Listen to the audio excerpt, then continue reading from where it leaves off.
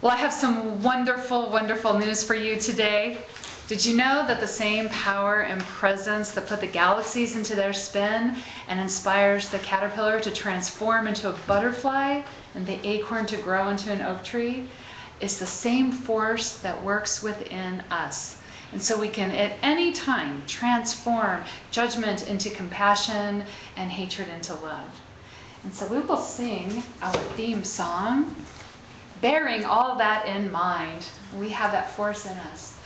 I am free, I am unlimited.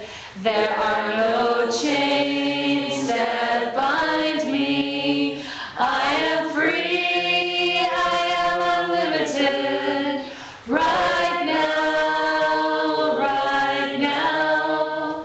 I am free, I am unlimited. There are no chains that bind me. I am free, I am unlimited.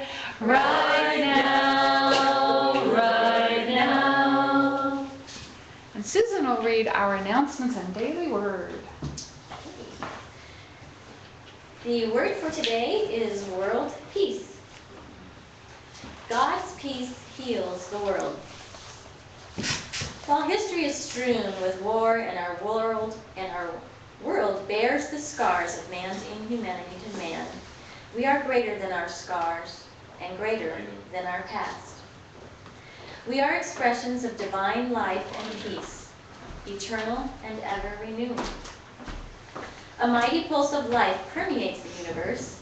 It is the life of God. Within the silence, there is serenity. It is the peace of God. We live and move and have our being in the presence of God. In the quiet of my own heart, I pray for peace. I radiate peace as I keep my thoughts centered on truth. I join with my brothers and sisters as we commit to being instruments of peace. God's peace is infinite, more than enough to heal the world. And from 1 Chronicles 22:18, is not the Lord your God with you? Has he not given you peace on every side? And our affirmation again, God's peace heals the world. God's peace heals the world. You know, it's so funny. You talk about in him we live and move and have our being. I talk about that today too. And I didn't read the daily word. This book does that. That happens all the time. That happens so much. Announcements. Book Club started Thursday, March 28th, meeting at 6:30 p.m. till 8 p.m. They're reading The Untethered Soul by Michael Singer. Meets at 316 Brookside, and we're asking for a $5 love donation. If you didn't make it to the first one or two, don't let that stop you. It's a great book, and Deanna will catch you up. We've been having a good time. It is a good book. Yeah. Really is. Thursday morning meditations. This coming Thursday, April 11th, Deanna will be holding a meditation and energy clearing event at 10:45 a.m. It will last till 11:45 a.m. This Thursday, she'll be clearing blocks to abundance. Also at 316 Brookside and asking for a $5 love donation. The flyers are in back. And the wish list. Please see our wish list post-its at the back of on the glass door. We are in need of sugar and decaf. Could you put some wish list up there, some post-its? I bought some sugar this morning. Oh, you did? Okay. Decaf. They're imaginary post-its. They'll be there shortly. Decaf. We just need some decaf. See, it worked already. I know, huh? Thank you, Dave. A Course in Miracles meets every Sunday at 10 a.m. And our next potluck is Sunday, April 14th, next Sunday, and we'll celebrate April birthdays. Deanna. Yes. Well, my talk today is called The Light Within, because we always have this light within us, but sometimes we're like a car and our lights get shut off and we're like, what's wrong with the car? But I'm going to start off with a little Hindu legend that I read. In this legend, Brahma, the chief of all the gods, was looking down at humankind, who at the time had divinity, and they were misusing it. And so Brahma was concerned. So he called together the lesser gods, and they were going to discuss what to do with humankind. And they finally decided they needed to just take the divinity away. But you can't destroy it, right? Because energy can't be destroyed. So they were going to hide the divinity. So one of the lesser gods says, well, let's put it at the top of the highest mountain. Brahma thought, no, mankind can be pretty tenacious. Mankind will search and they'll climb to the top of the highest mountain. So that's not a very good place. So another one of the gods said, well, let's bury it deep, deep, deep in the earth. And Brahma said, well, mankind will dig. They're stubborn. When they're looking for something, they'll dig everywhere. They will dig everywhere and they will find it. So they thought and thought, and one of the gods said, well, let's put it at the bottom of the deepest ocean. And Brahma said, I think that mankind would just dive. They would dive and they would search because they explore by nature. They're curious and they're looking everywhere. So they thought about it and they decided that what they would do was hide the divinity in the one place mankind would never look, and it was within them. And so, mankind, they search the highest mountain, they dig deep into the earth, they dive to the bottom of the oceans, always searching out there for something that is inside of them. Now, 2,000 years ago, there was a man named Jesus. He discovered this secret. He found the divinity within himself, and he tried to tell everybody this. Now, the religion that sprang up in his name actually did a marvelous job of continuing to keep this the greatest secret of all the ages. Now, Eric Butterworth said, man is a spiritual being, but he must be plugged in. Now, if we're not plugged in, we're not shining our light, okay? And being plugged in, right, that means letting ourselves be connected to God, letting that force work through us. Now, we carry the Christ consciousness in us, that light. We carry it. Jesus knew this about us, and Paul knew this about us. But they also were very aware of our tendency to unplug and forget about it. So I mentioned the metaphor of the car, right? If you're driving somewhere at night and your lights don't work, you stop your car immediately. You might turn the knob a little and maybe push a button, but you're going to keep doing something to try to figure out. If you can't get the lights of your car to come on, you won't drive your car. You'll get a professional to look at it because there's some kind of mechanical problem. And yet it happens with us sometimes. We get unplugged ourselves, and it's also a mechanical problem. But we don't stop to think and take care of it like we would our car. But see, I say it's a mechanical problem because, hi there, because it's caused by something that is not a natural part of who we are. We are love, we are from love, we're like love, that's what we are. Getting unplugged from spirit, not shining our light, starts with fear. And fear is something that's not part of us, it's out there. And we bring it in. And so that's why it becomes a mechanical problem. And that's why I say that. The fear is not part of us. Now the fear causes, hi. Hello. Sorry, Jen. No, that's okay. We're so glad you're here. Me too. They gotta do that. Now fear causes within us things like anxiety, worry, anger, frustration, shame, guilt, whatever it is that does not make you feel good, you name it. That starts from fear. Fear is the seed that grows all those different emotions. So if we're feeling something that does not feel like love, or what love causes to grow, which would be happiness, cheerfulness, enthusiasm, inspiration, a sense of adventure. Okay, if we're feeling something that's not that, then we're coming from a place of fear, which means we've unplugged, so our light is limited. Now, if our light is limited, if our light's unplugged, we want to look around at our life then and just say, well, where am I coming from fear? That's all that we have to do. Where am I coming from fear? Fear puts us in a safe zone.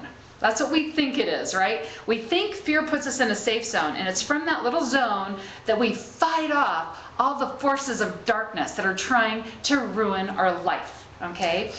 From the safe zone, we see all the outside things that are just making our life intolerable. Okay, we see traffic. Okay, we fight against traffic. We complain about traffic. We fight against and complain about the weather.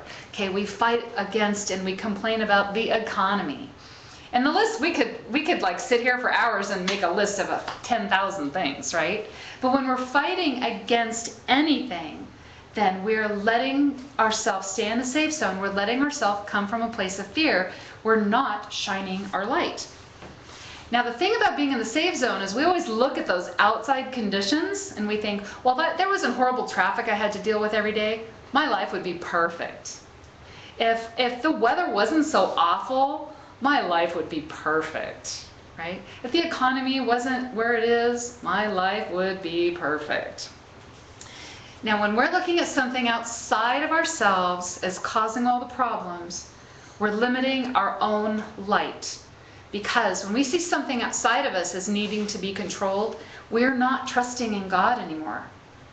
Because we're coming from fear. We have a little seed of fear inside of us that's causing us to put the blame for our unhappiness outside of us. So we're trying to control all these things. Now, I remember in The Sound of Music, they had a puppet show. Do you remember the puppet show?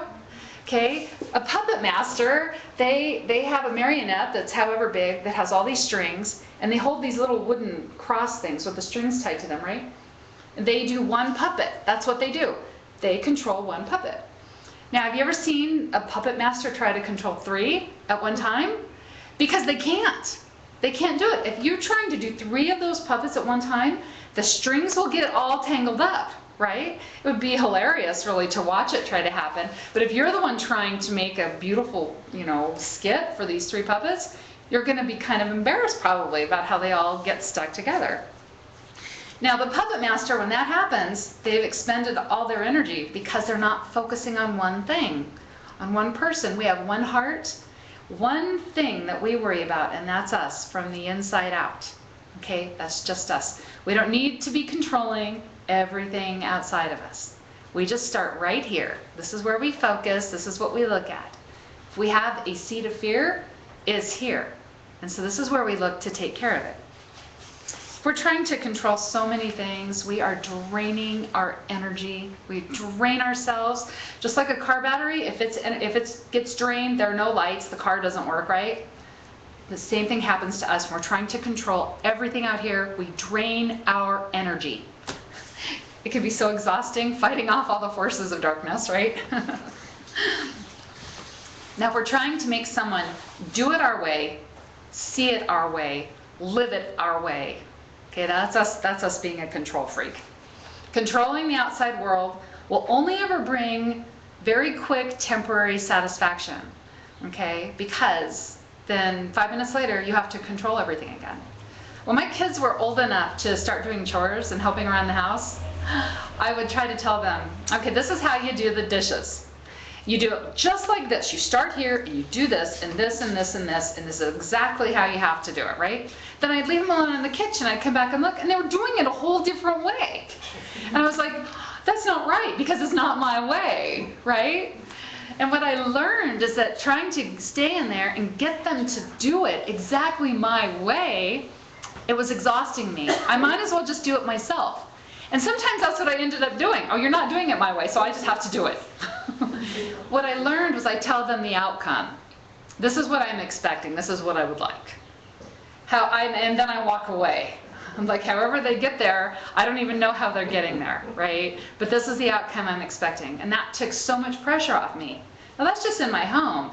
What if we're trying to do that with traffic, okay? Or all these other things that are outside of us, okay? It's exhausting. So we want to change our lives so that we're not in that state of exhaustion. We don't want to live that exhausting life. But to do that, all we have to do is just one little thing. That's change our focus on the world around us. Change how we're focusing on all those things. When we change how we're focusing on things, we change our attitude just automatically. And then how we see the world changes. So when we get in bad traffic, okay, if we have to commute in bad traffic, what can we do about it, right? So what can we do? Well, we can listen to something relaxing on a CD. Or when I'm in traffic or I'm driving, I like to think about things. I like to think about affirmations and daydream about, good things that are coming up. Okay, so I utilize that time. Okay, bad weather, right? If it's too hot, oh, we spent so much time last summer complaining about the heat, right? Complaining about summertime doesn't change the heat though. So what can we do? We can go to the library or at school, or go to a movie, go get some frozen yogurt, right? There are things we can do to just make it more bearable, make it easier to deal with. So we change our focus and we change our attitude. We change our focus so that we're not always looking at everything that's wrong in the world. Okay? That is just so exhausting, to be picking out everything that's going wrong in the world. Oh, that limits our light. It limits our light to be focused on all the things that are going wrong. Because really we could just find it constantly, right? If we really wanted to. So we want to focus on the things we do want. We want to focus on the things that are already good. We want to focus on the changes that we can make. That helps us express our light more. That helps us to become more enthusiastic and more energetic. So if we're coming from fear, we're focusing on what's wrong. When we come from love, we see what can be good, if it's not good already, right? We're always channeling energy through our body, all the time. 24 hours a day, we're channeling energy. But it's either energy that's love energy, which is a high vibration, or it's fear energy. And you can feel the difference, because when you're channeling a fear energy inside of you, you have no energy. You feel like something's being pulled out of you. You feel drained. The love energy, though, fills you and gives you more. So we're always channeling. Now, I found some verses in the book of Acts, and it's chapter 17. And I read through them, because originally I was just looking for that verse, in him we live and move and have our being. But I found that what Paul is saying was actually very interesting, even before that. Now, Paul is in Athens, and he's visiting with the Greeks. He is looking around at all the statues that they have of all the different gods. And he finds one altar, and it says it's to a god that has no name. Okay, and he's like, well, that's my God, right? So he's talking to the Athenians, and this is what he says. For the God who made the world and all things therein, and who is the Lord of heaven and earth, does not dwell in temples made with hands, neither is he ministered to by human hands, nor is he in need of anything, for it is he who gave the life and breath to all men. And he has made of one blood all nations of men to dwell on all the face of the earth, so that they should seek and search after God and find him by means of his creations. That's how they find God.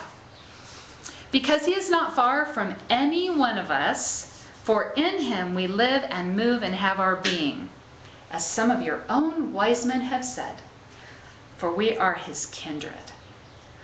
Now, the first thing that caught my eye about those verses was that he's not ministered by human hands. We find God by means of his creations. What are God's creations? Everybody raise your hand, okay? That's us. We're God's creations. Now, we cannot minister with the hands, with human hands, right? We don't see God's creation when we're acting all human. We see God's creations when we see with eyes of love. Then we see the divinity in every person. Then we see God in every person. That's how we find God. We seek God by seeing his creations. So then God gave the life and breath to all men. Okay? That's this divine creative energy that we're all seeking to express is in every single person. God put it in every single person. So even when somebody is not on their best behavior, even when somebody is being so difficult, when we're seeing with the eyes of God, seeking God's creation, we see it even in that person, even when they don't see it themselves. Now, it is in this divine force, in God, that we live and move and we have our being. We are physical extensions of that unphysical energy. We are in God all the time. Because of God, we live and move and have our being. We're the physical presentation of that energy. Okay? It has put itself into physical form, and we're each expressing a part of that form. Now, all of that energy, all the non-physical energy, is a state of pure potentiality. Okay? And it's waiting to be expressed. Now, we're the one doing it. God expressed into us, and then we express things into our own circumstances. So it's through our thoughts that we limit our light, okay, by coming from a place of fear. It's through our thoughts that we express the light because we come from a place of love. In the book of Matthew, chapter 7, verse 7, Jesus said, "Ask and it will be given to you, seek and you shall find, knock and the door will be opened to you." And I know everybody here has heard that verse so many times, you probably cannot count it, okay? But I had something really weird happen to me when I was reading this verse again. I saw it as a list of steps. Step 1, ask. Okay? We put any thought out there, we ask. Now, if we're living and having our being in God, that means we're always in God. Okay? We're the physical manifestation of that, which means God knows everything going on in our head all the time. Okay, so we don't have to send a separate request, like I send a request out for decaf coffee, right? And then you hear the request. Okay, everything is already heard in the mind of God. Everything is heard. So when we're asking for something, the asking is whatever is getting the most of our focus, the most of our attention, the most of our energy. Now, if we're coming from a place of fear, what is getting all of our focus? What is getting all of our attention? What is getting all of our energy? Okay, so that's the first step, ask. Well, we know that. We know to ask. What are we asking for? That's what we want to think about. What are we asking for all day long? Now, if we feel pretty good and enthusiastic all day long, whatever it is we're asking for is going to be good. But if we're feeling angry or frustrated most of the day, that's what we're going to end up getting, and that doesn't feel so good to us. Step 2, seek. Now, if you're seeking something, I was seeking something last week, and it was a particular book, right? So I looked in my bookcase. I didn't go look like in our pantry. I didn't go look in the car, right? We're seeking something. We have the expectation of finding something. If you're looking for your car keys, you don't get distracted by a book. Well, I can't say that because a lot of us might get distracted by the book. You don't get distracted by, a shoe, okay? We're seeking something. We have an expectation of what it is we're looking for. What's our expectation? Whatever it is, we're putting all our energy and all of our focus and all of our thought and emotion into, okay? That's what we're seeking because that's where all of our energy is going, and that's what our expectation is. Step 3, knock, and the door will be opened. Now, I kind of like this because step 1 and 2 are mental things, right? Ask, it's a mental thing. Seek, it's a mental thing. We're thinking about those. Knock, that is physical. That is the manifestation process. Step 3 is it's coming into manifestation. Okay, so we're opening the door. We're opening a door for what it is we've been seeking. What's behind the door? What have we been focusing on? What have we been putting our energy into? What have we been thinking about all the time? Where's all of our emotion? That's what's behind the door. Now, if we've been feeling pretty good all day long and inspired and enthusiastic, we're going to get to that door. I'm going to be like pulling it open so fast, right? We're going to throw it open. But if our thoughts have kept us in a place of frustration, anger, we're not going to want to open that door because what's sitting behind that door waiting for us? That's what's coming to manifestation. Knock. That's physical. It is here. Ask, seek, and then take it in. Open that door and let it in because it's there. Now then Jesus said, it will be done to you as you believe. Okay? As you believe. What are we believing? What are we believing? This is going to be a great day. No, it isn't. It never is. It's always a hard day. My days are hard. My shoes are too tight, and that just ruins my whole day. Then what follows? What's behind the door? Something that feels as good as those shoes. What we believe may not even be true. And yet, there we're putting it out there. We're putting all this energy and focus and thought and emotion into it. Is it even true? Is it even true? Which this can be remarkable if we use it for ourselves, right? To start bringing things into our life that are not true right now. Maybe not in this moment, but we think about them and put energy into them, put our emotion into them. They're already being created in that field of pure potentiality. That means they're going to be coming to us as long as we believe, as long as we keep putting our energy there. So reaching for the impossible dream, dreaming that really big dream, that's what we were made for. We read something so good in Course in Miracles today. It said, if you are thinking of yourself as too little to have all these things, that's arrogance, because you're assuming you can evaluate yourself better than God, right? God has evaluated us as perfect, whole, light, truth, love. That's God's evaluation of us. I even heard one time a real sweet little saying, God has your picture on his refrigerator. Isn't that sweet? That's how God evaluated us. Who are we to argue with the energy, the force that put the galaxies into their spin? Who are we? Okay? We just trust God's evaluation of us. We were meant to be here dreaming really big dreams.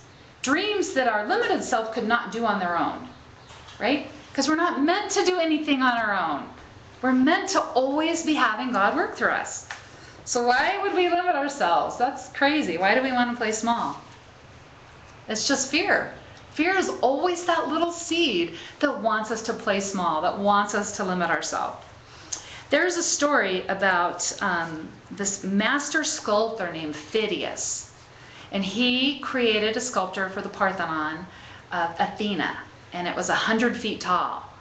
And it is considered one of the most outstanding sculptures. And I don't know if it's all of Greece or all of Athens, but it is outstanding. This sculpture was made somewhere around 500 BC. So even when Paul was talking to the Athenians, over 500 years later, he probably saw that amazing sculpture, right? But Phidias was working on the sculpture, and it was big. It's 100 feet tall. It's pretty tall. And people were fascinated with this, and they loved watching the process. And so there would be a crowd gathered every day to watch him work. Now one day, he was working on the back of Athena's head, working on the hair. And he was just putting so much effort into it, right? He was spending so much time getting every hair just perfect. Finally, one of the people in the crowd says, "Why are you spending so much time? I mean, nobody's even going to see that part. The statue's really tall. Nobody's going to climb up there and look. The statue's going to be, I don't know if it was already against a marble wall or if it was being moved there, but she was backed up against a marble wall. Who's going to squeeze behind there and look at the back of her head, 100 feet high, right?" So this person said to Phidias, "Who's going to know?" Phidias said, "I will know. I will know." He had an internal compass that pushed him to do his best, even when he could have gotten away with doing less. And nobody ever would have said a thing. Nobody ever would have thought less of him, right? Because probably no one would ever have known. But he had this presence inside of him pushing him to have personal excellence. Now we all have access to that same energy. The master sculptor Phidias, who created the most outstanding sculpture in Athens, maybe Greece, that same energy works through each of us too. That same energy is calling us to also give our personal best. Give excellence. That's what we're here for. Give the excellence. Do our best even when no one will know. Do our best because it is when we do our very best that we're expressing all this light. We are just light beings. Light just wants to radiate everywhere out of us. So we do it because it feels right. It knows, there's a part of us who knows when we take a shortcut, we don't quite give our best to something, we know it. And it's not a good feeling that follows us around after we have shorted our own self, okay? So we always want to give our personal best. Fearfulness sets up a resistance so the light cannot express through us. Okay, there's resistance there. Light can't flow through anything that has resistance in it. I watched this documentary one time, and it's been pretty recent. I don't know what the documentary was, but these people were just looking through a hole in this like cave wall, and they could see through the hole there was another cave back there. And they were like, oh, you know, you could see the wall, right? Well, then some rocks or something fell down, and there was all this dust, and you couldn't see through there anymore. Light does not flow through resistance. Okay, whether it's us and our dustiness of fear, okay, or a cave wall, okay, or your room, light does not flow through resistance.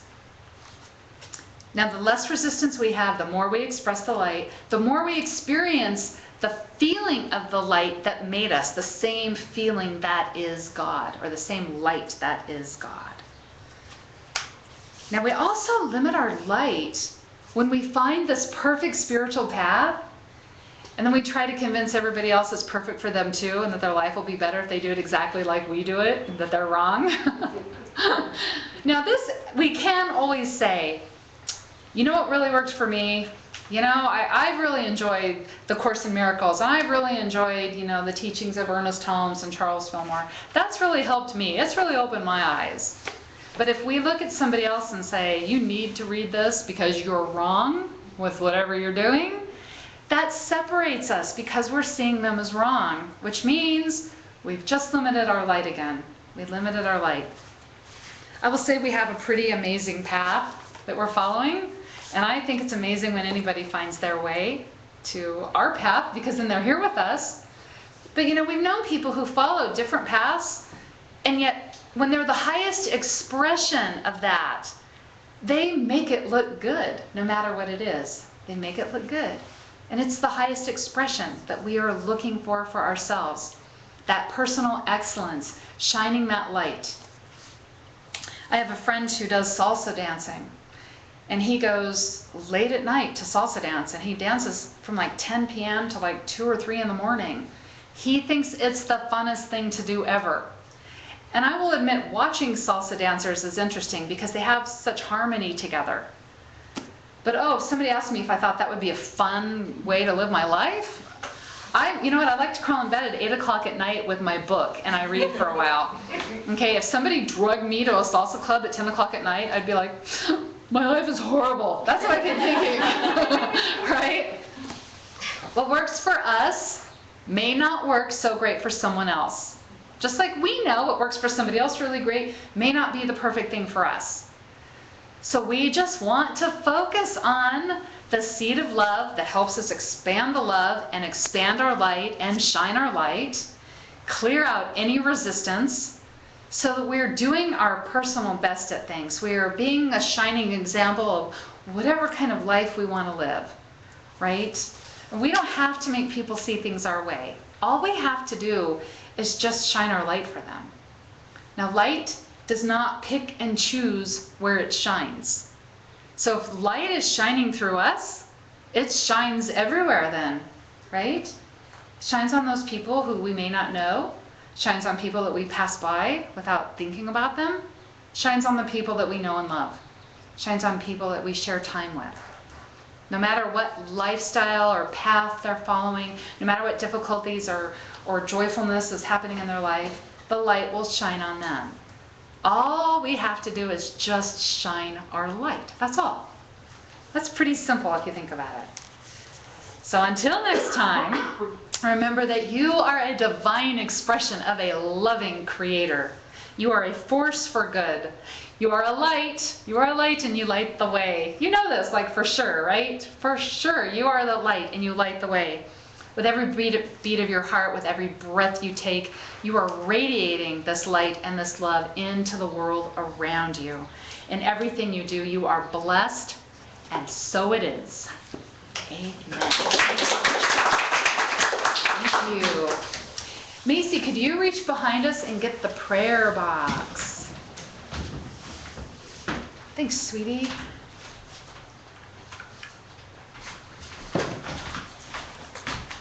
thank you, thank you.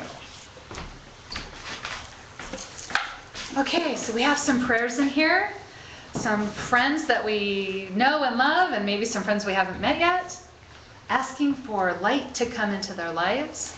So we will just take a moment, and we'll just center ourselves. Just take a nice breath. We feel the presence of God working through us. And we imagine those that have a request for any kind of love and light and healing, guidance, support, nurturing. We see them receiving everything that they need. We see that everything that they need is already working its way through their life. It's working through them, and it is working through others who shine their light on them. We see them receiving joyfully this love, this healing and support and this guidance.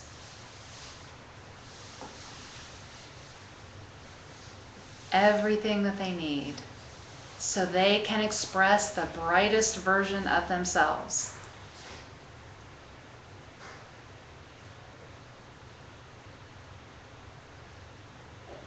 And we think about our own concerns, anything that we may be worrying about, and we put it out there to the light.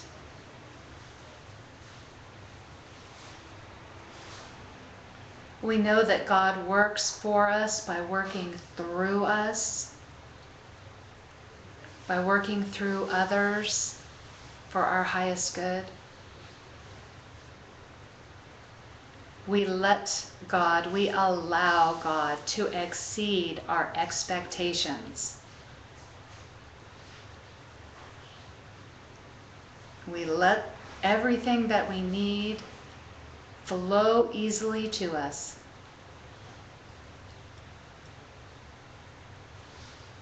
So we express the highest and the brightest version of ourselves.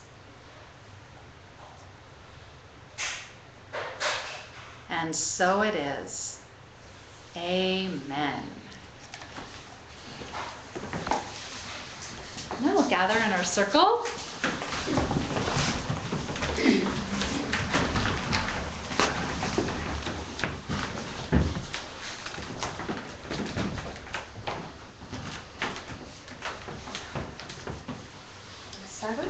Let there be peace on earth, and let it begin with me. Let there be peace on earth, the peace that was meant to be. With God as our Father, family all are we. Let us walk with each other in perfect harmony. Let peace begin with me. Let this be the moment now. With every step I take, let this be my joyous vow. To take each moment and live each moment in peace eternally.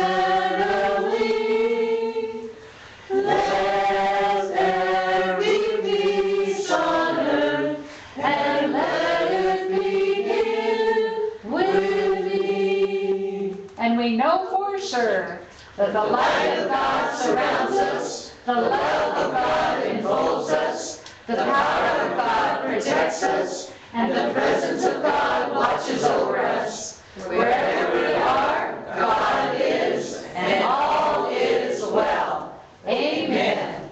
So I hope you'll stay and join us for some coffee and cookies. We also have our ministry basket, and we do have a square, which is a little scanner for your credit card that we can do, which is kind of fun. So thank you, thank you. Do you remember our potluck next week? Okay. Yes. Yeah, so Have a great week.